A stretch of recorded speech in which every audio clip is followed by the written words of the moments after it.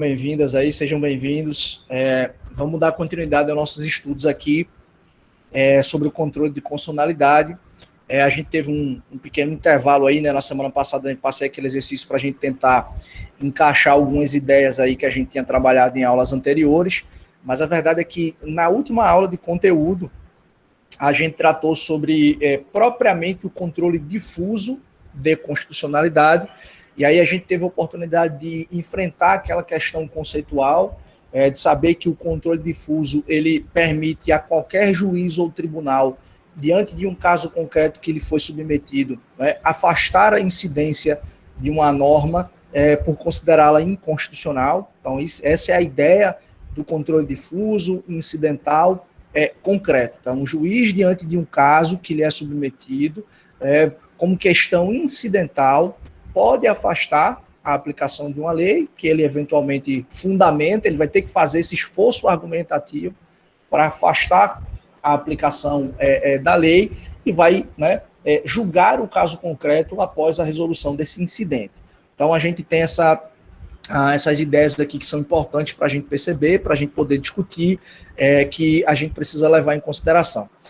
Mas a maior parte da aula, pessoal, passada, a gente teve que se concentrar naquilo que nós chamamos de cláusula de reserva de plenário, que significa basicamente o seguinte: embora a Constituição ela adote, né, essa ideia do controle difuso, de possibilitar a qualquer juiz ou tribunal realizar o controle de constitucionalidade, isso no âmbito do tribunal a gente tem aquele caldo, a gente tem aquela informação importante que precisa ser resgatada, né, que é exatamente a ideia da cláusula de reserva de plenário. Vejam vocês que para declarar a inconstitucionalidade de uma lei ou de um ato normativo, no âmbito do tribunal, apenas o pleno ou o chamado órgão especial, onde ele existir, poderá declarar a inconstitucionalidade de uma lei ou de um ato normativo.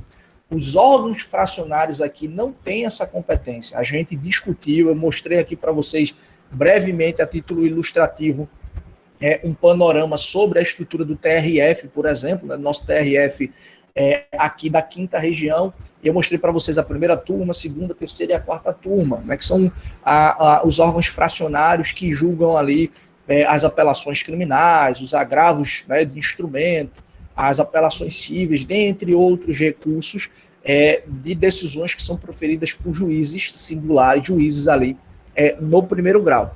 Mas quando o eventual recurso chega e dentro daquela discussão tem um incidente, né, tem uma discussão sobre a inconstitucionalidade ou não de uma lei ou de um ato normativo, o que a gente viu aqui, até expliquei para vocês que na prática eu já tinha tido a oportunidade de fazer isso, né, de preparar um despacho e remeter para a presidência do TRF a apreciação daquele incidente. Só após a decisão do órgão pleno, né, ou do órgão especial, do tribunal pleno, do tribunal especial, é que o órgão fracionário poderia levar à frente o julgamento daquele processo. Mas esse incidente de inconstitucionalidade, só o órgão especial ou o tribunal pleno poderia fazer. É óbvio, pessoal, isso aqui é muito importante. Eu terminei a aula passada dizendo para vocês que, embora essa seja a regra, de que os órgãos fracionários não podem declarar a inconstitucionalidade, precisam remeter à análise do pleno ou do órgão especial, o que a gente consegue identificar aqui? A gente consegue identificar que há, obviamente, exceções. E quais são essas exceções que permitem ao órgão fracionário, né, realizar o controle, declarar a inconstitucionalidade de uma lei, sem precisar remetê-la à análise do pleno ou do órgão especial. Não posso balançando aqui. Quando é que isso é possível? A gente viu, há algumas exceções, não é? Se já há um entendimento do Supremo Tribunal Federal sobre aquela determinada matéria, o órgão fracionário não precisa suspender o andamento do processo e suscitar o incidente. O próprio desembargador relator, né, a própria turma pode fazer o quê?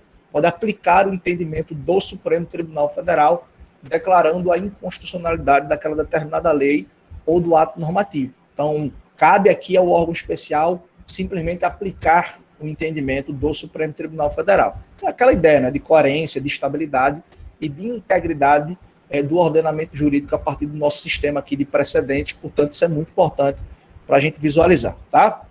10 segundos, que tem um negócio balançando muito aqui, está me incomodando. E a gente continua a nossa conversa. Então vejam vocês que o órgão especial, portanto, né, ou o tribunal pleno aqui, melhor a gente voltar, perdão, o órgão fracionário não pode, como regra, fazer esse controle de constitucionalidade, a menos como primeira exceção, que já tenha um posicionamento do Supremo Tribunal Federal sobre a respectiva matéria. Tranquilo? Outra coisa, qual é a segunda exceção aqui? Que na verdade pode ser 3, né? Pode ser uma ou duas, né? 2 ou 3. O órgão fracionário, ele também pode já avançar no controle de constitucionalidade e declarar a inconstitucionalidade de uma lei, né? Se já há um posicionamento do tribunal pleno, a qual faz parte, né, aquele órgão fracionário, ou do órgão especial, onde houver. Então, aqui é uma lógica também, assim como é o Supremo, né? É uma lógica de segurança jurídica, de celeridade processual, enfim. O que o órgão fracionário faz? Ele aplica o precedente, ele aplica o entendimento anterior, que já existe, ou do pleno, ou do órgão especial. Então, nesse sentido, caberia aqui o avanço do órgão fracionário em matéria de controle de constitucionalidade. Tranquilo? Então, isso são aqui algumas questões. Veja, há uma outra discussão, por exemplo, parte da doutrina faz assim, a partir de uma interpretação literal. Diz, olha, se você observar o texto, a Constituição diz que declarar a inconstitucionalidade só pode ser feita mediante maioria absoluta do órgão especial ou do pleno. O que significa dizer o quê? A contrário senso. O órgão fracionário, quando se depara com um processo e há a possibilidade de declarar a inconstitucionalidade da lei, ele tem que remeter para o órgão especial, para o tribunal pleno, né? Nessas hipóteses. Só não vai fazer isso se puder aplicar um precedente já existente. Agora, a parte da doutrina defende que o desembargador, por exemplo, o relator, que recebe o processo, né, do órgão fracionário, da primeira turma do TRF, por exemplo, ele se depara com um recurso lá suscitando uma questão de inconstitucionalidade, né? E ele passa por cima daquele incidente e diz assim, ó, essa matéria aqui não é inconstitucional, ela é constitucional. Ele pode avançar no julgamento. A parte da doutrina e jurisprudência entende que isso é possível. Você pode estar se perguntando, como assim, Helder? Como é que o desembargador ele vai poder avançar e dizer que a lei é constitucional? Não consegui compreender. Preste atenção na peculiaridade. Se você se recorda, o texto diz o quê? Que declarar a inconstitucionalidade. Foi por isso que eu terminei a aula passada dizendo para vocês o seguinte, olha, quando tiver de analisar a compatibilidade material de uma lei anterior à Constituição, a gente está, na verdade, fazendo um processo de quê? De análise da compatibilidade material. Não é declarar a inconstitucionalidade. Faz-se aqui um juízo de recepção. Então, quando isso ocorre, o órgão fracionário pode avançar, porque não é tecnicamente declarar a inconstitucionalidade. E o outro modo de interpretação é o seguinte, se é para declarar a inconstitucionalidade, que o órgão fracionário tem que remeter para o órgão especial ou para o tribunal pleno, significa que o desembargador, quando ele recebe um processo, se ele olhar para o processo e falar, essa lei não é inconstitucional não, vou avançar aqui no processo. Isso seria possível, por quê? Porque ele não está declarando a inconstitucionalidade. E as leis, né, e atos normativos, até decisão em contrário, gozam de presunção de constitucionalidade. Isso é um princípio que vocês devem ter aprendido lá nas aulas de introdução, o princípio da presunção da constitucionalidade das leis. Então, se o desembargador se depara com um recurso que tem lá uma discussão, a lei é inconstitucional, não, isso aqui não é inconstitucional, não. O entendimento aqui da turma já é firmado que não é, e avança no julgamento, isso não tem nenhum problema. Porque a Constituição exige a declaração de inconstitucionalidade apenas para o pleno ou o órgão especial. Tá? Então, lembre-se dessa peculiaridade aqui. O termo previsto na Constituição é declarar a inconstitucionalidade e não a constitucionalidade. Se for para confirmar a constitucionalidade, o próprio tribunal, o órgão fracionário ali pode fazer isso. Tranquilo? Uma outra questão também que a gente precisa levar em consideração aqui, tá? Eu vou fazer a projeção para a gente e vamos observar isso daqui. Olha só, deixa eu fazer a projeção aqui, que tem uma informação muito importante para a gente poder perceber que é exatamente o entendimento firmado pelo Supremo Tribunal Federal em súmula vinculante. Então, estão visualizando aí, não é, pessoal? Olha só, está aparecendo aí para vocês uma projeção aqui. Deixa eu pegar a canetinha, marcar texto aqui, para a gente poder discutir. Olha só. Deixa eu contar para você o que é muito comum. Eu vi muito isso acontecer na prática, tá? Vocês já devem ter entendido que é um pouco burocrático esse processo de declaração de inconstitucionalidade de leis e atos normativos no âmbito de um tribunal local. Você já deve ter percebido isso. Por quê? Porque o desembargador não pode, a turma não pode, tem que suspender o andamento do processo, manda para o pleno, o processo fica suspenso e só pode avançar no julgamento da matéria depois que o pleno resolveu o incidente. Vocês já perceberam isso, tá? Há uma certa burocracia aqui. Agora veja, eu já vi isso, tá gravando, né? Enfim, eu já vi isso, inclusive, com o desembargador que eu trabalhei. Vou até falar baixinho aqui. Né? Eu já vi isso acontecer. O que é muito comum na prática acontecer? Às vezes, no meio da discussão lá, os desembargadores estão debatendo e há um incidente de inconstitucionalidade no meio da situação. Né? O que é que os desembargadores, o que é que os julgadores fazem? Fecham os olhos, passam por cima da discussão, não aplicam a lei ao caso concreto, dizem que inventam qualquer tipo de fundamento, né, usam outro tipo de fundamentação. Vocês já leram já viram aquela figurinha de Barroso que sempre circula, né? Barroso botando uma mão assim numa bolsa e dizendo: gostei do que você falou, vou sortear um princípio para você de presente, algo nesse sentido, né? Porque o fundamento daquela crítica na figurinha é o seguinte: é decidir e fundamentar com qualquer coisa, né? Aquela história da Catianga Real que eu já falei para vocês inúmeras vezes nas aulas lá de Constitucional 1 e 2, ou seja, primeiro decide e depois você fundamenta, né? É o famoso decido conforme a minha consciência. Pois bem, então, do ponto de vista prático, para passar por cima dessa regra da cláusula de reserva de plenário, é muito comum os julgadores fazerem o quê? Deixarem de aplicar a legislação, que está lá o incidente rolando de inconstitucionalidade, não aplicar no caso concreto e avançar no julgamento e não parar o processo e remeter para o pleno. Isso literalmente é um drible. Não é? Isso literalmente é um drible à cláusula de reserva de plenário. E aí veja o que é que o Supremo Tribunal Federal fez, identificando isso inúmeras vezes. Olha aí o que é que diz, ó, a súmula vinculante número 10. Olha só, viola a cláusula de reserva de plenário, ou seja, a que está prevista no artigo 97, né, que está aqui que a gente viu, a decisão de órgão fracionário de tribunal, que embora não declare, olha, isso aqui é o pulo do gato, tá? Embora não declare expressamente a inconstitucionalidade de lei ou ato normativo do poder público, afasta a sua incidência no todo ou em parte. Então, para não precisar suspender o andamento do processo, suscitar um incidente de inconstitucionalidade, não é? E resolver o problema lá com o pleno ou com um órgão especial e depois avançar no julgamento, é muito comum.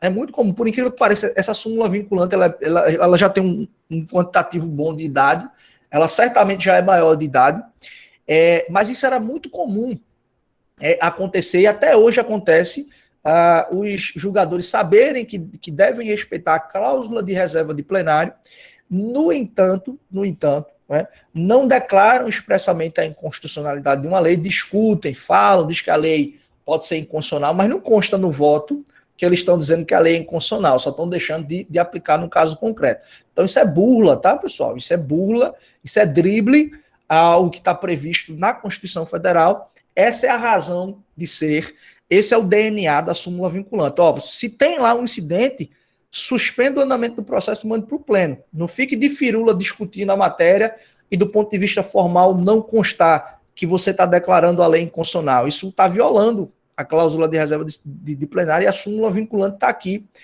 estabelecendo essa previsão. Lembre-se, súmula vinculante, o próprio nome já diz, obrigatoriamente tem que ser aplicado, tem que ser cumprido, sob pena da gente poder manejar uma reclamação constitucional em razão aqui do descumprimento da autoridade das decisões do Supremo e dos entendimentos vinculantes, né? Inclusive através de súmula, tá? Então eu quero que você preste muita atenção nisso. Olha só, pergunta para a gente refletir aqui. Considerando que vocês já sabem o que é a cláusula de reserva de plenário e já entenderam todas essas discussões aqui, a minha pergunta é a seguinte: A cláusula de reserva de plenário se aplica ao Supremo Tribunal Federal? E aí? Vocês sabem, né, que o Supremo Tribunal Federal tem 2 turmas, né? Tem 2 turmas ali de ministros. São 5 ministros em cada turma, só o presidente não entra nas turmas. Então, lá no Supremo, consequentemente, existe órgão fracionário. A primeira turma e a segunda turma. Então, a pergunta é, cláusula de reserva de plenário se aplica ao Supremo Tribunal Federal? Peraí, Paulo, tá por aqui hoje, não vi Paulo hoje, não. Diogo tá falando o que aqui? Diogo tá dizendo que não se aplica. Por que não se aplica, Diogo? A cláusula de reserva de plenário ao Supremo Tribunal Federal. E aí, alguém arrisca? Tá aí, uma boa pergunta de prova. Que maravilha. Cláusula de reserva de plenário se aplica ao Supremo Tribunal Federal? Sim ou não? Fundamente. Vê que coisa bonita. Também acho que não. Por quê, Fábio? Esse é o X da questão. Por que a cláusula de reserva de plenário ela não se aplica ao Supremo Tribunal Federal?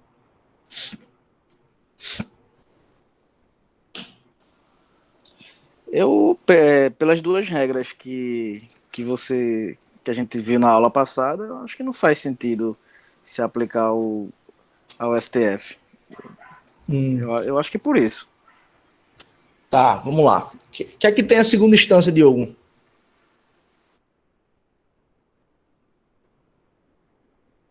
Seja bem-vinda, doutora Fabíola. Boa noite. E aí, sai alguma coisa ou não? Ninguém arrisca nada, não é possível. Doutor Matheus. Quero arriscar nada não, tô por fora. Ah, é? Fabíola, arrisca aí por mim. Vou corrigir com detalhes a sua prova, já que você está por fora. Fique tranquilo. Olha só, pessoal, vamos raciocinar um pouquinho aqui. Ah, olha só. A cláusula de reserva de plenário, ela é uma regra especial aplicada ao Poder Judiciário, especificamente ao Tribunal Local. Não é? Está falando aqui de TJ, de TRF, de TRT, de TRE. Não é? A gente está falando aqui de um tribunal local. Pois bem, essa regra existe porque não é da natureza do tribunal fazer controle de constitucionalidade. A natureza do TJ, a natureza do TRF, né, a natureza do TRT são julgar demandas que lhes são submetidas a partir dos critérios de competências estabelecidos na Constituição. Vocês devem se recordar das aulas de teoria geral do processo, que existe, né, um poder judiciário no Brasil dividido em justiça comum e em justiça especializada. Justiça comum a estadual e a federal, e a especializada a trabalhista, a eleitoral, a militar, não é? E aí, consequentemente, o que é que você tem? A razão de ser dessas justiças, seja ela comum, seja ela especializada, é julgar as matérias que lhes são correlatas, que lhes são dadas as competências pela Constituição. A razão de ser do TJ, a razão de ser do TRF, não é fazer controle de constitucionalidade. Essa é a razão, pessoal, pela qual se tem uma regra específica. É mais seguro, não sei se a ideia está chegando agora, não é? É mais seguro, é mais prudente que o pleno do tribunal ou o órgão especial tenha a competência para fazer o controle. Porque você tem todos os desembargadores juntos, entre aspas, julgando uma matéria que não é da sua rotina fazer isso. Embora, obviamente, o julgador ele deva atuar sempre com a Constituição embaixo do braço. Mas nem sempre você aplica diretamente a Constituição. Você aplica ela a partir de um aspecto principiológico, você não aplica uma legislação especificamente. Né? Mas o que eu quero que você perceba aqui é que a cláusula de reserva de plenário, ela, na verdade, está tentando buscar a qualidade de uma decisão que é proferida por um tribunal que não tem na sua natureza, ou na sua razão de existir, na sua raiz, o controle de constitucionalidade. Ele tem, incidentalmente, a possibilidade de fazer o controle, mas a competência do Poder Judiciário não é essa o tempo todo. Né? Existe um tribunal, existe um órgão específico, né, que vai receber da Constituição a competência para fazer o controle de constitucionalidade. Mas essa não é a razão de ser do Poder Judiciário. O Poder Judiciário julga as lides, julga os conflitos de interesses qualificados pela pretensão resistida, né, conforme Carnelutti, e aí, consequentemente, você promove essa demanda com uma lide e o Judiciário vai dizer quem tem direito ao caso concreto. Jurisdicto, essas coisas que vocês aprenderam lá nas aulas de teoria geral do processo. Vocês têm todos esses elementos aí para identificar. Portanto, a cláusula de reserva de plenário, eu quero que vocês firmem bem essa ideia, ela existe, né, para trazer um pouco mais de segurança nas decisões que são proferidas pelo Poder Judiciário em matéria que não é de sua competência natural, ou não é da sua competência cotidiana, por assim dizer. Agora, se a gente, a partir desse raciocínio, né, se a gente olha a partir desse raciocínio e a gente transpõe isso para o Supremo Tribunal Federal, qual é a consequência que a gente chega? A gente vai chegar à seguinte consequência. Bem, não se aplica a cláusula de reserva de plenário, porque o Supremo Tribunal Federal, por excelência, faz o controle de constitucionalidade. Na verdade, a lógica aqui, ela se inverte para o Supremo. Lembram daquele famoso texto que eu falei para vocês há um certo tempo? Já eu comento isso, Diogo. Lembram, há um certo tempo que eu falei sobre aquele texto de Oscar Vilhena, Supremocracia? Eu disse, segundo Oscar Vilhena, essa supremocracia ela existe por quê? Porque o Supremo julga autoridades que possuem prerrogativa de foro, o Supremo é órgão de cúpula do Poder Judiciário e o Supremo é Corte Constitucional, é tribunal responsável por fazer o controle de constitucionalidade. Então, a razão de ser, a razão de existir do Supremo é fazer controle de constitucionalidade. E aí a Constituição faz o quê? Amplia as competências do Supremo e lhe atribui competências de natureza penal para julgar um deputado, para julgar um senador, para julgar alguém em recurso extraordinário, né, para julgar um habeas corpus ou algo nesse sentido. Mas a lógica ela se inverte em alguma medida, porque no âmbito do Poder Judiciário local, a função principal é exercer aquela competência dada pela Constituição a partir dos critérios de especialidade ou de justiça comum. Incidentalmente ou secundariamente, ou não de forma cotidiana, pode aparecer uma discussão sobre a inconstitucionalidade.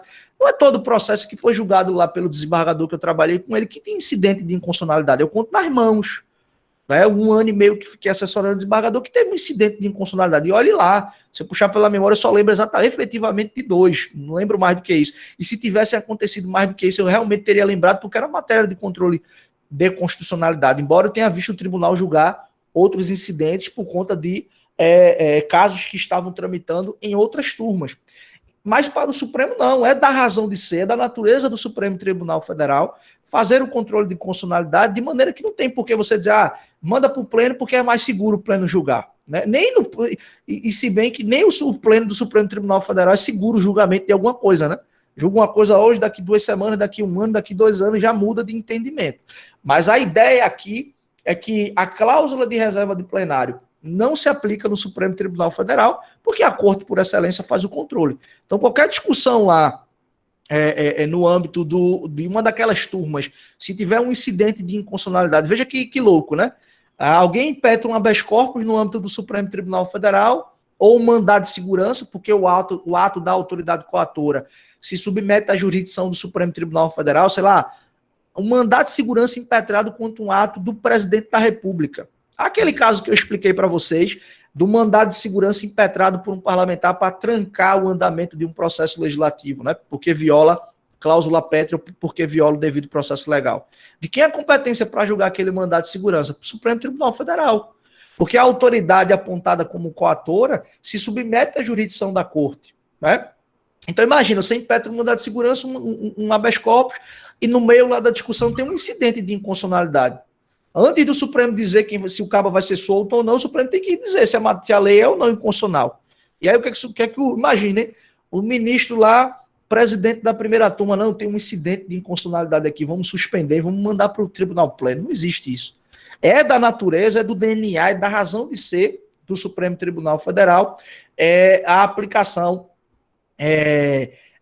dessa dinâmica de controle de constitucionalidade de maneira que não se aplicaria à Corte. E aí, Diogo está falando, qual é a melhoria disso? Você está falando em relação ao quê, Diogo? Em relação à ideia de ter que enviar para o pleno, em razão de uma certa segurança jurídica, o julgamento desse incidente de inconstitucionalidade, é isso? É nesse sentido aí que você está falando? Estão acompanhando, pessoal? Tudo certo? Estão dando para ouvir aí? Tudo certo, Ada. Joia. Vou ver aqui. Veja, e aí vamos resgatar, né? Vamos resgatar aqui o que eu falei há pouco. Veja, no tribunal, no âmbito de um tribunal, é por isso que tem muita gente criticando decisões, como diria um querido professor meu, decisões solteiras, né? Ou seja, decisões liminares proferidas por um único desembargador, um único ministro. Por que muita gente critica esse tipo de decisão? Porque é o seguinte, o tribunal é um órgão colegiado, não é? Se pressupõe aqui que as decisões proferidas em colegiado, elas são decisões amadurecidas, debatidas e com múltiplas visões para se chegar num determinado fim. Então, quando a Constituição ela pensa e estabelece, olha, a aplicação da cláusula de reserva de plenário, diga-se de passagem, ela já existe aqui na Constituição brasileira desde mais ou menos ali 37, a Constituição de 37. Mas também em 37 não teve serventia nenhuma porque foi uma Constituição ditatorial, né? A ditadura ali do Estado Novo de Getúlio Vargas. Então, veja, a Constituição pensou, quando estabeleceu a cláusula de reserva de plenário, a partir dessa ótica. Olha, o julgamento colegiado, ele é um julgamento que, de certa forma, apresenta uma qualidade melhor naquele processo decisório. Porque você tem, por exemplo, no âmbito de um tribunal, no âmbito do TJ, do TRF, uma turma, uma Câmara, um desembargador relator, um desembargador revisor e um terceiro integrante daquele colegiado. E dependendo, se não for um julgamento unânime, vocês estão aprendendo isso em processo civil, ainda há aquele tal prolongamento do julgamento da apelação, né? Que quando eu estudei lá em 2014 o processo civil, a gente chamava isso aí de embargos infringentes, né? Julgamento não unânime que modificava o objeto da decisão proferida em primeiro grau. Então, veja, a ideia aqui é que no colegiado você tem a capacidade e a possibilidade de proferir um julgamento de melhor qualidade. Então, se entende que dentro de um tribunal, o colegiado mais capaz de proferir uma decisão, né, aquele que detém a melhor capacidade, digamos, institucionalmente falando, a maior legitimidade seria o próprio tribunal pleno ou o órgão especial. Então, se envia a questão da inconstitucionalidade, que, repito, não é algo que se faz cotidianamente no âmbito do Poder Judiciário, a partir dessa lógica do controle difuso. É uma possibilidade. Pode acontecer, eu, por exemplo, doutor Hugo, Rebeca, você conhece, professor lá da Faculdade de Vitória, doutor Hugo tem um livro sobre ativismo judicial, e esse livro ele escreveu a partir de um caso que ele enfrentou quando ele ainda é juiz lá na comarca de Vitória, que o título o caso que chegou nas mãos dele foi um caso envolvendo o chamado bloco Pinto da Madrugada. Tu lembra dessa história, Rebeca? O Pinto da Madrugada. Teve uma discussão lá de um determinado bloco no carnaval e impugnaram a saída do bloco. Isso foi parar lá na vara dele. E um dos argumentos lá era a inconstitucionalidade de uma lei, né, que estava sendo aplicada para proibir a saída do determinado bloco. O que é que ele fez? Soltou a caneta para cima, um constitucionalista de school, excelente professor, um amigo que eu fiz lá na Faculdade de Vitória, faz tempo que eu não falo com ele, por N razões, mas é um professor querido, aprendi muito com ele. Eu ficava triste porque eu não ficava lá em Vitória nos dias que ele estava, mas quando estava a gente sempre batia muito papo e eu ouvia muito ele, porque é experiente demais, né? Já dá aula acho que mais ou menos uns 20 anos, enfim. E doutor Hugo, 20 anos doutor Hugo, 20 anos de magistratura, só fez um controle difuso de constitucionalidade. Até aquele há 2 anos que eu conversei com ele sobre o assunto. Um controle difuso. Então isso não é do dia a dia. O dia a dia dele lá em Vitória é crime, é matéria civil, é família, né? Tá chegando agora na segunda instância, veio da terceira instância, comarcas muitas vezes que comarca é vara única, o magistrado julga de tudo. Então não é a realidade do Poder Judiciário, né? A existência de controle difuso não é da razão. Então se atribui ao órgão, né, mais importante de um tribunal essa competência. É tão verdade que essa competência ela só é dispensada, né, essa competência ela só é dispensada quando o Supremo, órgão que pressuposamente tem a competência de guardar a Constituição, já tem um posicionamento anterior, ou o próprio tribunal ou órgão especial já se posicionou sobre o tema. Então, aí a ideia é a qualidade do processo decisório, etc. Eu não sei se você já leu, Diogo, eu sempre falo desse texto e indico demais para o pessoal fazer a leitura, que é o texto Ministrocracia, do Diego Arguilles, que é um professor lá do INSPER, em São Paulo, participa daquele site bem bacana lá, o J-Info, tem um podcast bem bacana também, que ele participa junto com o Felipe Recondo. E esse texto, ele discute muito essas decisões liminares, né? O quanto, no âmbito dos tribunais, a gente deveria privilegiar os julgamentos colegiados, notadamente, quando a gente não tem um sistema coerente, um sistema estável, um sistema íntegro de precedentes que se tentou buscar, né, com a aprovação do Código de Processo Civil de 2015, etc. Então, eu acho que vale a pena a leitura. Nesse texto, ele diz, olha, o Supremo Tribunal Federal são 11 Supremos, cada um decide do jeito que quiser. Conrado Uber, né, que tem chamado esse fenômeno de magistocracia, né, diz que, na verdade, não existem 11 Supremos, diz que são 14, 11 ministros que decidem do jeito que querem, 2 turmas que não se entendem, que batem cabeça, e um plenário que é pior ainda. Então, para você ver o nível de credibilidade que o nosso Supremo Tribunal Federal está. Então, acho que é muito nessa ótica, sabe? E aí valeria a pena você fazer a leitura aí desse texto, que eu acho que corroboraria com o que você está pensando e está refletindo aí. Tranquilo? Então, olhem bem, a gente tem aqui, portanto, essa ideia, né? De entender esses elementos aqui do controle difuso, de entender aqui a extensão dessa regra da cláusula de reserva de plenário, de maneira que a gente pode avançar e ver mais um tópico aqui, que é muito importante dentro do controle difuso, tá? Eu já vou colocar aqui para a gente poder avançar no compartilhamento. Isso aqui é o slide errado. Deixa eu fechar aqui, interromper o compartilhamento. Eu não sei nem por que isso aqui está aberto.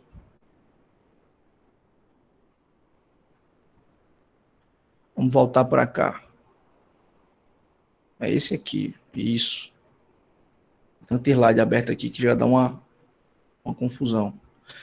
Pois bem, então, o que é importante a gente perceber agora? Né? A gente percebeu a ideia aqui de efeitos das decisões proferidas em controle difuso de constitucionalidade. Então, vamos para cá, que eu vou colocar aqui para vocês, ó, fazer essas anotações, e quem tiver aí eventualmente anotando, pode colocar. Olha só, efeitos das decisões, efeitos das decisões em controle difuso. Ora, a gente sabe que existe uma decisão proferida no âmbito daquele caso concreto, que é submetido à apreciação do Poder Judiciário, e a gente precisa saber do quê? Quem é que vai ser alcançado, né, pela decisão proferida pelo Poder Judiciário? Estou conseguindo ver aí, né, as anotações, tá aparecendo aqui para mim também. Jóia. Então, ó, efeito das decisões proferidas em controle, né, difuso de constitucionalidade. Primeira coisa aqui que a gente precisa observar, né? A informação ela vem quando a gente entende o pressuposto. Qual é o pressuposto? Qual é a definição aqui que a gente deu de controle difuso de constitucionalidade? O controle difuso é a capacidade que qualquer juiz ou tribunal tem, óbvio, detalhe da cláusula de reserva de plenário, para que no caso concreto possa afastar a incidência de uma lei ou de um ato normativo que o magistrado considera inconstitucional. Então perceba aqui, consequentemente, pessoal, se a decisão ela é proferida num caso concreto que é submetido à apreciação do Poder Judiciário, no final das contas a gente está dizendo o quê? A gente está dizendo basicamente que os efeitos daquela decisão é um efeito aqui, ó, interpartes. Por que um efeito interpartes? Porque é um caso concreto que foi levado à apreciação do Poder Judiciário.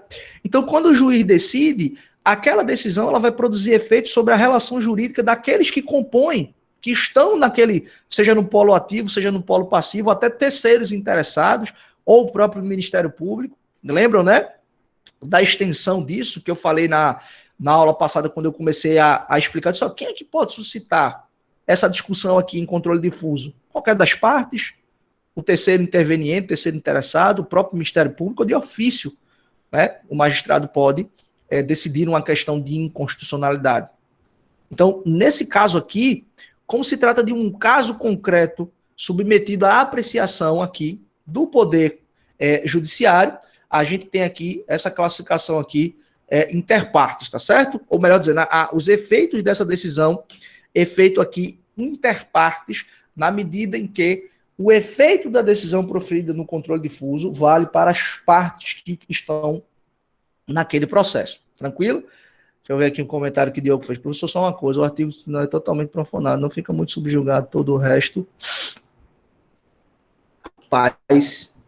Isso é uma discussão estrutural e daria para a gente fazer um evento discutindo isso, né? O grau de efetividade e aplicação da Constituição. Não sei se você viu, uma das primeiras entrevistas que Fux deu foi que o Supremo Tribunal Federal, ao proferir suas decisões, deve entender e responder e seguir o sentimento constitucional do povo. Quem é que vai definir o sentimento constitucional do povo? Eu estou fazendo essa pergunta, eu estou fazendo essa colocação, que parece que não tem nada a ver com o que você está colocando aí, é porque isso é muito discutido na doutrina há muito tempo, sobretudo a partir do prisma desse sentimento constitucional ou dessa cultura constitucional. Então, por exemplo, tem um texto de Barroso, posso até disponibilizar para vocês depois, que ele fala sobre o processo de emendamento das constituições na América Latina. Só que antes de fazer essa análise qualitativa, né, do processo de emendamento, ele faz uma revisão teórica muito interessante sobre emendas constitucionais, o porquê, né, das constituições serem emendadas, etc. E ele explica, por exemplo, o fenômeno aqui no Brasil. Por que a Constituição brasileira ela é extremamente alterada, né? Óbvio que a literatura da ciência política, como por exemplo Marta Rett, o pessoal que está aí no grupo já me ouviu falar muito sobre a autora, diz que é porque o legislador constituinte inseriu na Constituição uma série de matérias, a famosa polity, ou seja, são matérias de natureza política, políticas públicas, que precisam ser alteradas na Constituição para que o governo que entra implemente a sua agenda. É por isso que a gente viu reforma em FHC, reforma em Lula, reforma em Temer, reforma em Bolsonaro. Se chegar outro presidente de outra perspectiva ideológica, vai fazer reforma, e assim fica. Por quê? Porque há um entrincheiramento de muitas matérias na Constituição que poderiam ser tratadas a nível de legislação ordinária. Então, isso é um ponto, isso é um fato, na verdade, né? O processo de criação da nossa Constituição, aquela abertura democrática, a participação de uma série de interessados, de grupos que até então eram esquecidos, como mulheres, como negros, como índios, idosos, etc., tiveram participação no processo de criação da Constituição. E um elemento que Barroso destaca nesse texto dele, que é muito interessante, é quando ele fala assim, olha, quando você tem uma ampla participação da sociedade na criação da Constituição, você acaba criando uma ideia de um sentimento constitucional de respeito àquele texto democrático, uma cultura de valorização e de cumprimento daquela Constituição. Me parece que 32 anos depois, né, próximo daqui a 17 dias, a Constituição ela completa 32 anos. O que vai acontecer? Me parece que esse sentimento que outrora existiu, de Constituição, de entender que ela estava mudando uma realidade no país, estava promovendo esse processo de redemocratização e etc., me parece que esse sentimento que a gente que se tinha lá atrás já não mais existe. Então isso, né, pode ser um dos motivos, ou pode ser uma explicação teórica dessa ausência de efetividade e de cumprimento de muitos pontos ali da Constituição. Então, não é só o artigo 5º, né? Você tem outros elementos aí que podem ser discutidos a título de cumprimento e de efetividade da Constituição. A gente pode falar do próprio controle de constitucionalidade, que o Supremo é o primeiro, inclusive, a desnaturar o modelo estabelecido na Constituição. Você pode falar aqui do sistema tributário, do sistema financeiro, enfim. há uma série de discussões, e esse artigo 5º também, ele está aí, talvez, no pódio, né, Diogo, desse processo aí, como você está chamando aqui, de profanação. Veja você, por exemplo, que no processo de debate da Constituinte de 87 e de 88, se dizia, alguns constituintes, que a Constituição estava criando um modelo de Estado ingovernável. Estava prometendo e não iria cumprir aquilo que estava prometendo. E poderia acontecer um fenômeno parecido com o advento da Constituição de 88, com aquele fenômeno que aconteceu lá no início do século XX, né, a queda do modelo de Estado social. E por duas razões, a razão teórica e a razão prática. A teórica, porque não existia a perspectiva na Europa de uma supremacia constitucional. Isso era um fenômeno específico de América Latina, isso era específico de Estados Unidos e etc. Mas na Europa, não. A Europa, na maior parte ali do território, vigorava a ideia de supremacia do parlamento. Então a ênfase era na lei, não na Constituição propriamente. A Constituição ela era um mero convite político à atuação do Estado. Então, quando a gente tem ali no início do século XX a Constituição mexicana, a Constituição de Weimar, a Constituição espanhola de 31, né? Isso é até uma mudança que eu fiz quando eu dou aula de Constitucional 1 agora, que quem estudou 1 comigo aqui viu que eu falava muito da Constituição mexicana de 17 e de 19. Mas as notas taquigráficas da Constituição de 34 dão conta de que a grande inspiração que a gente teve realmente de constitucionalismo social foi a Constituição de 31, a Constituição espanhola. Mas aquele fenômeno ali do início do século XX, de constitucionalismo social, de agigantamento das responsabilidades do Estado, né, de ampliação do catálogo de direitos, notadamente esses direitos que demandariam uma atuação positiva do Estado, ele entra em declínio porque o Estado promete e não tem condições de entregar aquilo que estava sendo prometido. Então, isso foi uma discussão que houve ali no processo de criação da Constituição de 87 e de 88, a partir da ideia de que a Constituição estaria criando um Estado que seria, né, ingovernável. E a gente vê aí diariamente, né, esse processo aí de erosão. Meu orientador do mestrado, o professor Glauco, tem usado muito essa expressão, erosão democrática, né, por conta do populismo, etc. É o que tem sido objeto de pesquisa dele nos últimos anos. Então, essa é uma discussão importante para a gente, né, poder refletir um pouquinho, para a gente poder levar em consideração. Mas você tem razão, você não está errado em pensar por essa ótica, não. Tranquilo? Vamos seguir aqui. Então, vejam, mas aí depois eu posso disponibilizar esse texto do Barroso, que eu fiz essa introdução aqui, acho que é um texto bem interessante, que ele escreveu, inclusive, com acho que é Barroso e Osório, Medina Osório, acho que é o nome da outra autora, que é uma assessora dele no Supremo Tribunal Federal. Mas vamos voltar aqui. Então, vejam, a própria ideia, portanto, do controle difuso pressupõe isso. O efeito da decisão proferida naquele caso vai valer para quem? Para as partes que estão naquele processo, não é? O terceiro interessado, o Ministério Público, as partes que compõem a relação processual, o assistente, né? Litisconsorcial, por exemplo, que vocês aprendem lá no processo civil. Olha só, um outro efeito aqui, pessoal, que é clássico, né, das decisões em controle difuso, é um efeito vinculante, né? E aí, vamos lá. Efeito vinculante em que medida? O que é esse efeito vinculante? Efeito vinculante é exatamente o que a gente está imaginando. É a obrigatoriedade de se criar, né? Ou melhor dizendo, a obrigatoriedade de seguir aquela decisão.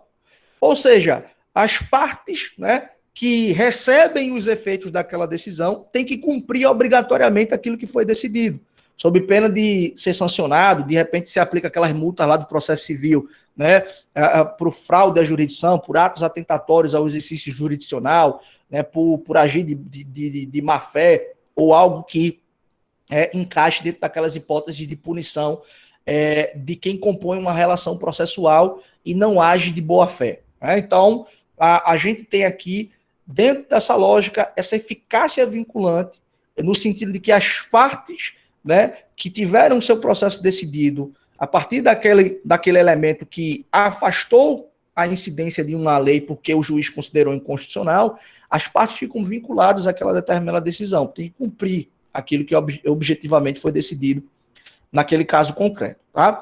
E uma outra característica do controle difuso, pessoal, isso é básico também, é o que nós chamamos aqui, ó, de eficácia ex tunc, não é? O que é a eficácia ex tunc aqui? Presta muita atenção no raciocínio que eu preciso que a gente trace aqui, e eu acho muito importante. Helder, o que é essa eficácia ex tunc? Eu jamais vou fazer aquela papagaiada de dar tapa na nuca, de dar tapa para um lado, tapa para o outro, e ficar explicando para você. Nada contra quem faz, né? Mas existem ambientes específicos para isso daí. Mas olha só, lá atrás, quando a gente começou a discutir controle de constitucionalidade, eu falei para vocês o seguinte, olha, a razão de ser do controle é a preservação da supremacia constitucional. Então você tem uma ideia aqui, dando conta de que esses instrumentos, né, de jurisdição constitucional, eles objetivam preservar a supremacia formal e a supremacia material da Constituição. Então, quando o Supremo vai lá, ou quando uma corte constitucional qualquer, né, a Suprema Corte norte-americana, a Suprema Corte da Argentina, né, o Tribunal Constitucional da Bolívia, a Suprema Corte colombiana, etc., quando esses tribunais responsáveis por fazer o controle de constitucionalidade dizem que uma lei é inconstitucional, qual é a consequência prática disso? É a retirada da ordem jurídica como regra. Então, quando você retira, presta muita atenção aqui, tá? Quando você retira da ordem jurídica uma decisão, uma lei que foi considerada inconstitucional, a partir de uma decisão do órgão competente, o que é que você faz? Você retira da ordem jurídica aquela legislação e todos os atos e relações jurídicas que foram tuteladas pelaquela lei são desfeitos. Significa dizer o seguinte, que uma decisão como regra no controle difuso, ela retroage, né? E no controle abstrato também, que a gente vai ver isso mais para frente em ADIM. Então, quando eu estou falando aqui que a eficácia, eu repito, Ana Carolina, não terminar o raciocínio ainda, se você não entender quando eu terminar. Então, veja, uma decisão em controle de constitucionalidade retira da ordem jurídica uma determinada legislação. Então, quando essa lei ela é retirada, se reconhece que ela é inconstitucional. Se ela é inconstitucional, ela nunca deveria ter produzido qualquer resultado, ou qualquer efeito, ou tutelar qualquer relação jurídica dentro de uma ordem jurídica. Então, veja, imagine que hoje, né, o Supremo Tribunal Federal profira uma decisão dizendo que determinada lei é inconstitucional. E essa lei ela foi criada lá em 2010, ou seja, ela teve 10 anos de vigência. Quando o Supremo Tribunal Federal faz isso, o que é que vai acontecer aqui? Essa lei ela vai retroagir no tempo, né? Essa decisão ela retroage no tempo, e durante os 10 anos de vigência da legislação, as relações jurídicas vão ser desfeitas. Por quê? Porque a lei foi retirada do ordenamento jurídico. Ela era considerada inconstitucional e, portanto, ela, né, precisou aqui, a gente teve o desfazimento das decisões. Então, deixa eu ver aqui quem está pedindo um exemplo. Tá, eu vou fazer o seguinte, deixa eu colocar aqui deixa eu fazer uma projeção aqui de tela, que eu vou explicar isso daqui, a gente faz uma linha de tempo e a informação chega, tá? Vamos para cá. Quase que diariamente você tem uma decisão aí no Supremo Tribunal Federal que declara a inconstitucionalidade de determinada lei por alguma razão, etc. Vamos para cá. Vamos imaginar aqui que a gente teve uma lei Y, né, que é uma lei promulgada em 2000, tá? Então, ó, deixa eu voltar para cá. Uma lei aqui promulgada em 2000, tá? Me aparece aqui. Deixa eu abrir aqui. Aqui, ó. Uma lei aqui, ó. Agora apareceu. Então eu tenho uma lei aqui, tá? Que foi promulgada em 2000, certo? Então a gente teve aqui, ó. Todos esses anos de vigência aqui da legislação. Então imagina que a lei, por exemplo, vamos lá, dar um exemplo simples e besta. Uma lei que estabeleceu gratificação para servidor público. Então você tem aqui, ó, um monte de tempo aqui de vigência sobre aquela legislação, né? Várias relações jurídicas aqui que foram tuteladas. Aí quando chega em 2020, o Supremo Tribunal Federal vem e diz, opa, essa lei é inconstitucional. Ela é inconstitucional por quê? Porque eu encontrei um vício de iniciativa. essa lei aqui era para ter partido do presidente e partido de um deputado, a lei constitucional. Só quem pode propor sobre a legislação sobre a matéria seria o presidente da República, hipoteticamente falando. Então, veja, a decisão aqui do Supremo Tribunal Federal, tá? Como regra, e aqui eu estou falando de controle abstrato, tá? Esse exemplo aqui você vai entender quando eu aplicá-lo no controle difuso. Fica muito prático. Então, no controle abstrato aqui, o Supremo vem e diz que uma decisão, né, diz que uma lei lá de 2000, ela é inconstitucional. Perfeito? Em 2020, quando eu digo que essa decisão aqui do Supremo Tribunal Federal, ela tem eficácia ex tunc, com T aqui, eu estou dizendo que essa decisão, ó, ela retroage no tempo. Retroage no tempo em que sentido? Nessa lógica aqui, a decisão ela foi proferida em 2020, mas ela vai retroagir no tempo, preste atenção nisso daqui, tá?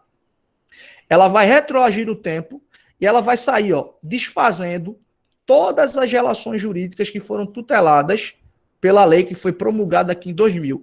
Isso é o que nós chamamos de eficácia ex tunc das decisões que são proferidas em controle de constitucionalidade. Por quê?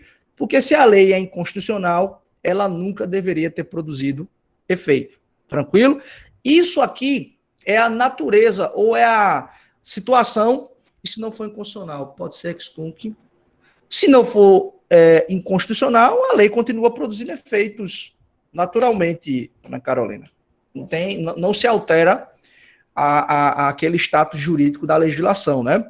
Aqui a gente está falando de uma lei que foi declarada inconstitucional, é de uma decisão que declara a inconstitucionalidade de uma lei. Quando ela declara a inconstitucionalidade, aí as relações jurídicas elas têm que ser o quê? Elas têm que ser desfeitas.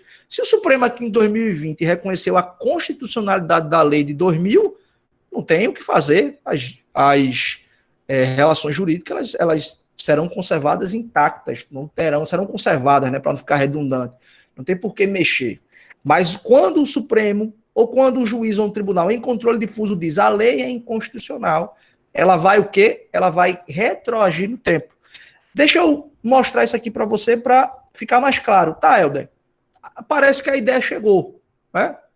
Parece que a ideia chegou. Retroage no tempo a partir da vigência da lei que foi considerada inconstitucional. Essa pergunta de Caio aqui ela é muito interessante, viu? Ela é muito interessante, ela é muito importante. Olha só o que ele está perguntando. Helder, essa decisão ela retroage no tempo? Como assim no tempo? É no tempo mesmo? Até quando? Ou ela retroage até o início da vigência da lei? Olha só, o que é que eu disse? O Supremo 2020 declarou a inconstitucionalidade de uma lei de 2000. Esse efeito aqui de retroagir no tempo é de desfazer as relações jurídicas que foram tuteladas pela lei considerada inconstitucional. Ou seja, o retroagir aqui no tempo é a partir do início da vigência da lei que se considerou inconstitucional. Tranquilo? Ou seja, é o início ali da vigência. É a partir de quando aquela legislação passou a ter aptidão para tutelar relações jurídicas. Tranquilo? E aí, veja, tá, Helder, parece que a ideia chegou, essa ideia de retroagir no tempo. E lá na frente a gente vai ver que pode haver a chamada modulação dos efeitos, tá? A depender aqui da situação fática.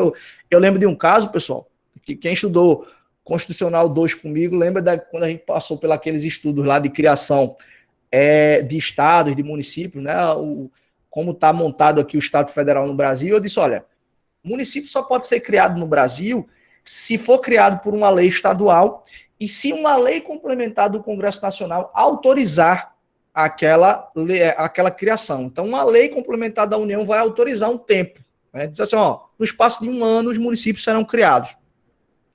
Aí os estados vão criar os respectivos municípios. Mas é uma espécie de legislação dupla. É uma lei estadual, uma lei do estado, quem cria um município, mas essa lei estadual cria um município a partir de uma lei complementar da União que autoriza a criação do município. Essa é uma exigência constitucional desde 96. Essa é uma exigência constitucional desde 96. Aí ali, mais ou menos, no início dos anos 2000, chegou um caso no Supremo Tribunal Federal de um município chamado Luiz Eduardo Magalhães, lá na Bahia, né? Que já havia sido criado já há um certo tempo, já tinha prefeitura, já tinha secretaria, já tinha a legislativo instalado lá, enfim, já tinha toda uma estrutura de município montada. Só que o município tinha sido criado por uma lei aprovada pela Assembleia Legislativa da Bahia, sem a autorização do Congresso Nacional. Veja, um monte de tempo depois, esse caso chegou no Supremo. Se a gente aplica essa regra aqui de dizer que a decisão do Supremo ela retroage no tempo, o que é que a gente ia dizer? O Supremo declarou ou declararia a inconstitucionalidade da lei do Estado da Bahia, que aprovou a criação do município, e essa decisão retroagiria no tempo. O que é que ia acontecer na prática? Tem que desfazer o município formalmente, tinha que acabar com a prefeitura, tinha que acabar com a secretaria, né, tinha que acabar com o parlamento, com os atos que haviam sido praticados, enfim, ia ser uma confusão enorme para se saber, né, é a exata extensão do desfazimento dessas relações jurídicas. Quando tem casos assim, pessoal, muito complexos, que a eventual aplicação da regra, que é retroagir no tempo, geraria mais problemas do que uma possibilidade de uma certa modulação, o Supremo poderia, né, aplicar aí por razões de segurança jurídica e excepcional interesse público, e seus ministros votarem ali, pelo menos 2/3 dos ministros votarem pela modulação, seria possível a dar um efeito temporal diferente à decisão. Poderia ser a decisão valer da data em que ela foi proferida para frente, ou seja, as relações jurídicas elas ficariam conservadas, não se tocaria nela, né? Excepcionalmente poderia se manter. Seria um caso desse. O Supremo disse que a lei da Bahia seria inconstitucional. Vai mandar desfazer o município? Não. É melhor a gente dizer daqui para frente e o que vier depois a gente resolve. E deixa lá conservada aquela relação jurídica. E ainda há situações excepcionais que o Supremo ainda dá um efeito para o futuro. Ainda diz, essa decisão só vai valer daqui 2 anos, daqui 1 ano e meio e assim sucessivamente. Tá? Então, não é preto no branco. Não é dizer, toda decisão vai retroagir no tempo. Efeitos ex tunc. Não. A depender da complexidade da matéria, do tempo de julgamento, né? Às vezes tem decisões aí do Supremo proferidas 20 anos depois, né? Que a ADIM foi proposta 15 anos, 25 anos depois. Então isso aí é uma questão mais complexa e a depender da situação prática, isso pode ser levado em consideração na hora da decisão do Supremo Tribunal Federal. Mas o que eu quero realmente que a gente entenda e que a gente saia daqui percebendo isso é basicamente o seguinte, olha só o que eu falei para vocês agora. A gente já entendeu, né? Você conseguiu compreender, Ana Carolina Tenório? Conseguiu chegar aí a ideia? Entendi sim, professor. Joia. Então, veja, quando a gente consegue compreender essa ideia de que a regra seria uma decisão em controle retroagir, porque desfazeria as relações jurídicas que foram tuteladas pela lei reconhecidamente inconstitucional, o que é que a gente passa a ter aqui, né? Só coloco o quadro. Daqui a pouco eu boto lá. Então, o que eu quero que você perceba aqui? A regra é essa, né? Retroagir no tempo. Você voltar e desfazer, desde o início da vigência da legislação, aquela determinada lei, né? E aí aplicar esses efeitos à decisão. Mas olha só. Como é, então, que isso se aplica no controle difuso? A regra é a mesma. Quando o juiz lá no caso concreto, ele declara a inconstitucionalidade de uma lei, afasta a aplicação daquela lei porque ele considera inconstitucional, as relações jurídicas naquele caso concreto que foram tuteladas pela legislação, as relações jurídicas que foram tuteladas pela legislação vão ser desfeitas. O juiz vai dizer, reconhece a extinção, o desfazimento das relações jurídicas porque a lei é inconstitucional. A única diferença aqui, que talvez não seja nem a única em termos de simplicidade, mas em termos de magnitude, é que isso é uma decisão que vai valer para o caso concreto. Presta muita atenção no que eu vou dizer aqui, se a ideia não chegou. Quando o juiz ele afasta a aplicação de uma lei porque ele considera inconstitucional, ele vai determinar o desfazimento das relações jurídicas que foram tuteladas pela lei naquele caso concreto. Então, se eu demandei, por exemplo, contra Maria Eduarda Fidelis Monteiro, e no caso concreto lá, na discussão, na contenda entre a gente, o juiz declarou inconstitucional aquela lei, as relações jurídicas que eu travei com ela e que foram tuteladas pelaquela legislação vão ser desfeitas. Né? A diferença, portanto, aqui no controle difuso é que a decisão, ela vale para quem? Ela vale para aquele caso concreto. Ela vai valer para aquela determinada situação, entendeu? Vão ser desfeitas as relações jurídicas naquele caso concreto. O que não impede, e aí veja o problema, né, do controle difuso. O que não impede que outro juiz num outro caso concreto, não declare aquela mesma lei inconstitucional. Por quê? Por conta da extensão, e aí eu volto agora, Caio, pelo que você, para projetar aqui novamente, né? A razão aí do seu pedido. Então, olhe para cá. A decisão, pessoal, em controle difuso, ela é uma decisão interpartes. Ela vale para aqueles que compõem a determinada relação processual. Então, outro juiz, numa outra relação jurídica, pode entender que essa lei que aqui foi declarada inconstitucional seja constitucional. E aí uma outra relação jurídica, com outro juiz de um outro estado, entenda novamente que aquela lei é constitucional. E aí pode ter uma outra relação jurídica num outro estado e um outro juiz diga que a lei é constitucional. Ou seja, você pode ter um ping-pong aqui no final das contas. Um juiz diz que é constitucional, outro juiz diz que é inconstitucional e assim sucessivamente. E aí, no fundo, o que é que a gente tem aqui? Né? A gente tem um processo de, basicamente, no final das contas, de enxugar gelo. Porque a decisão no controle difuso, ela só vale para parte, não é uma decisão vinculante para todo mundo. Ah, não mais vamos aplicar daqui por diante aquela determinada legislação. Não. Controle difuso é isso, é resolução de caso concreto e a decisão vale para aquele caso concreto, né? Não teria um pró da maioria dos juízes. Eu não entendi esse último trecho, Ana Carolina. Não teria o quê?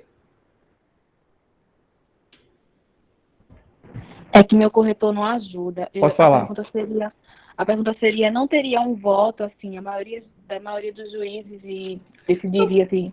Não, porque o juiz não decide, ele não decide individualmente, né? O juiz no primeiro grau. O que pode acontecer... Mas nesse caso teria uma exceção, não? Não. Aí não. Toda decisão em controle difuso, essa é a ideia, tá? Que eu quero que vocês percebam aqui. Toda decisão em controle difuso, ela é uma decisão cuja eficácia, ela é o quê? Ela é interpartes. É por isso... Vou contar um caso para vocês aqui. Isso, a gente pensa que esse tipo de enxugamento de gelo acontece só aqui no âmbito do primeiro grau, né, no âmbito do Tribunal de Justiça. O pessoal aí que é mais ligado ao processo penal já deve ter lido aquela famosa lei de crimes hediondos. É uma lei extremamente severa, uma lei extremamente dura, né? Ela tecnicamente não cria nenhum crime, mas ela dá um tratamento mais duro para crimes, né, que ela considera que são crimes graves, etc. Enfim.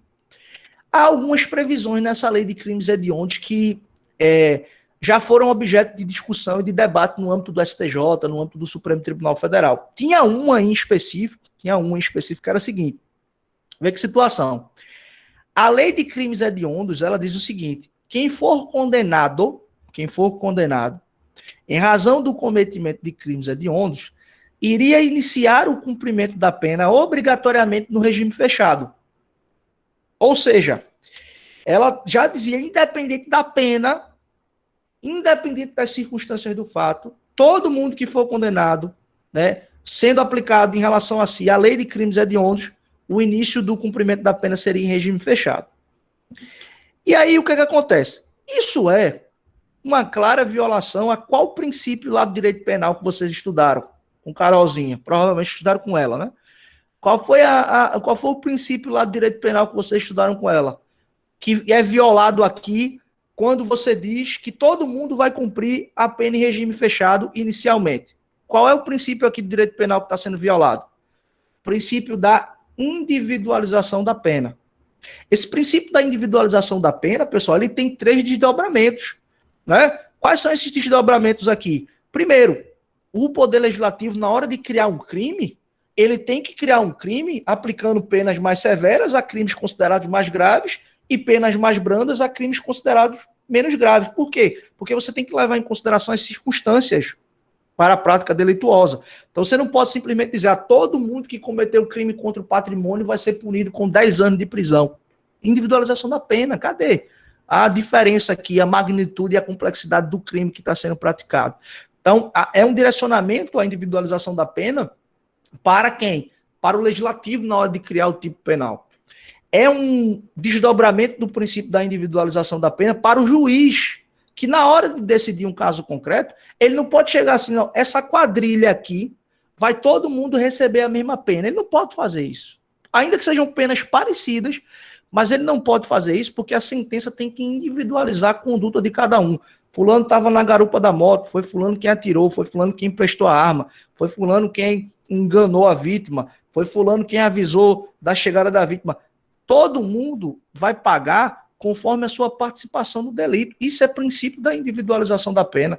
Cada um vai ser tratado de acordo com a circunstância do crime que cometeu. Todos os elementos circunstanciais lá do artigo 59 do Código Penal devem ser levados em consideração na hora de proferir, na hora do juiz proferir uma sentença.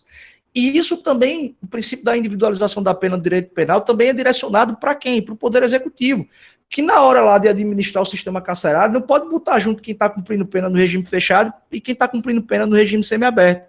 Não pode botar junto quem praticou crimes de natureza grave ou gravíssima e gente que, em tese, praticou crime de natureza média ou a depender do quantum da pena que lhe foi aplicado. Então, quando a lei de crimes hediondos vem assim e diz todo mundo condenado por essa legislação vai iniciar o cumprimento de pena em regime fechado, está violando a individualização da pena. Porque, veja bem, olha a consequência prática disso. Independente aqui das circunstâncias do crime, vai todo mundo começar o cumprimento da pena em regime fechado. Isso pipocou lá no Supremo Tribunal Federal em muitos momentos através de habeas corpus. Vários habeas corpus. Fulano era condenado, né, por ter cometido um crime hediondo, já inicialmente era ali para o regime fechado. Mesmo que a pena fosse daquele quantum lá estabelecido, né, mais de 4 e menos de 8, que possibilita o início do regime semiaberto, que o Código Penal estabelece. Mesmo nessa circunstância, era condenado, o que é que o juiz fazia? Bum, cadeia, regime fechado. Muitos e muitos habeas corpus chegaram no Supremo Tribunal Federal. Aí o que é que o Supremo fazia? Essa lei é inconstitucional, essa previsão é inconstitucional. No habeas corpus, no caso concreto, o que é que fazia? Julgava um habeas corpus, amanhã chegava outro, julgava outro habeas corpus, amanhã chegava outro, julgava outro habeas corpus. Por quê? Porque a decisão em controle difuso aqui, ela é uma decisão, o quê? Ela é uma decisão que vale para as partes daquele processo. Então, as decisões que são proferidas em controle difuso, elas valem apenas para aquela parte. É preciso que outros mecanismos existam aqui para eventualmente expandir os efeitos das decisões em controle difuso, que é o que a gente vai discutir. Eu, inclusive, vou colocar um texto daqui a pouco lá no Classroom, quando a gente terminar a aula, que é uma leitura da continuidade aqui dos nossos estudos sobre o tema. Então, veja, até o próprio Supremo Tribunal Federal, ele padece desse vício, de decidir ali em controle difuso, dizer que essa previsão, por exemplo, na lei de crimes, essa lei é problemática, viu? O pessoal que é chegado aí no processo penal, no direito penal, tem outros problemas aí na lei de crimes hediondos, eu não vou ficar elocubrando aqui, não. Mas, veja, o próprio Supremo recebendo uma série de habeas corpus e tendo que dizer, não, esse dispositivo, ele é inconstitucional, esse dispositivo é inconstitucional.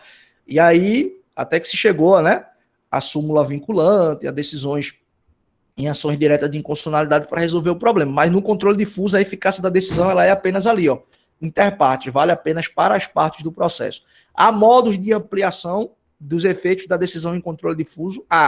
Mas isso vai ser objeto para a gente estudar em momento posterior. Deixa eu ver o que é que Caio comentou aqui. No caso para os tribunais de hierarquia abaixo do STF que julgam caso de inconstitucionalidade em demandas, o que especificamente, Caio? Está falando aí da cláusula de reserva de plenário, é? É a mesma lógica. A decisão do tribunal aqui, TJ, cláusula de reserva de plenário, aquilo que eu expliquei, né? Nas aulas anteriores e revisitei hoje. A decisão vale para as partes daquele processo, para o autor e para o réu, e para o Ministério Público, por exemplo, tá? Pessoal, prestem atenção nisso. Eu quero que você saia da aula aqui com essa ideia. Decisão em controle difuso só vale para as partes do processo. E na próxima aula, a gente vai ver os modos de expansão da eficácia dessas decisões. O STF julga inconstitucionalidades em demandas. Claro, acabei de exemplificar aqui o caso dos habeas corpus lá impetrados contra essa previsão no caso da lei de crimes hediondos. Você tem que lembrar só o seguinte, tá? Aquela indicação que eu fiz aqui para Diogo mais cedo, eu indico para você também. O texto do Oscar Vilhena, o Supremocracia, que mostra lá as competências do Supremo Tribunal Federal. Faz controle de constitucionalidade? Faz, controle abstrato, né, através de ADIM, da DC, da DPF, mas também julga autoridade com prerrogativa de foro e é órgão de cúpula, só um minuto, e é órgão de cúpula do Poder Judiciário. Então, nesse sentido, nessas demandas que lhe chegam, em casos concretos, ele pode fazer o controle difuso, entendeu? Então, é muito por aí. Pois não, doutora?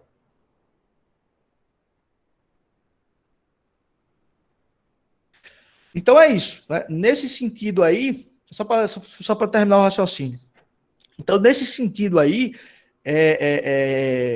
o Supremo faz também. Aquilo que eu estou falando aqui, a decisão de um juiz, decisão de um tribunal, nesses casos concretos que são submetidos à apreciação do Poder Judiciário, ele pode fazer isso. Sei lá, você imagina, tem uma denúncia lá que a PGE ofertou contra um parlamentar porque ele cometeu um crime que tem relação com o exercício da função após a diplomação. Aí se enquadra ele lá numa determinada lei. O Supremo, julgando esse caso, pode dizer, oxe, eu não vou receber essa denúncia não, porque essa lei aqui, que estão dizendo que ele está sendo enquadrado, é a lei inconstitucional.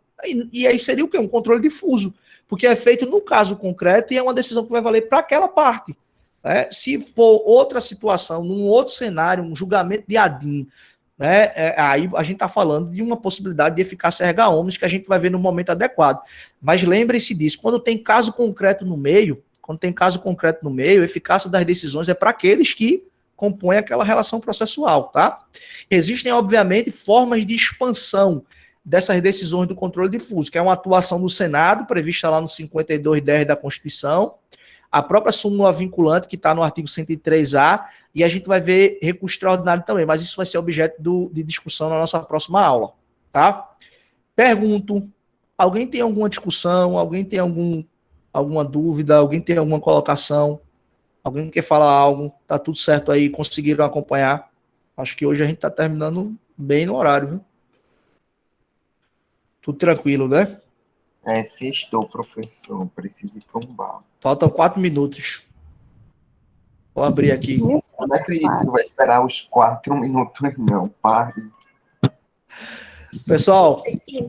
4 minutos. O professor, só uma pergunta. Por não. Quem é que tá falando que eu não tô vendo aqui? Ah, sim, diga, Ana Carolina. Como é que tá vendo meu nome? Ué, tá um mosaico aqui na minha frente. Tu fez harmonização facial, foi? Não. Eu tô branco mesmo, porque não tô levando sol, trabalhando muito de casa. Pessoal, obrigado pela presença de vocês, obrigado pela conversa. Tenham aí uma boa noite, um bom descanso, um bom final de semana. Aproveitem aí o final de semana de vocês. Quem vai descansar, que descanse. Quem vai aproveitar, que aproveite de uma outra forma, badalando, etc. Depois eu vou colocar, assim que o arquivo for gerado, eu coloco lá no YouTube, coloco o link lá para que vocês revisem.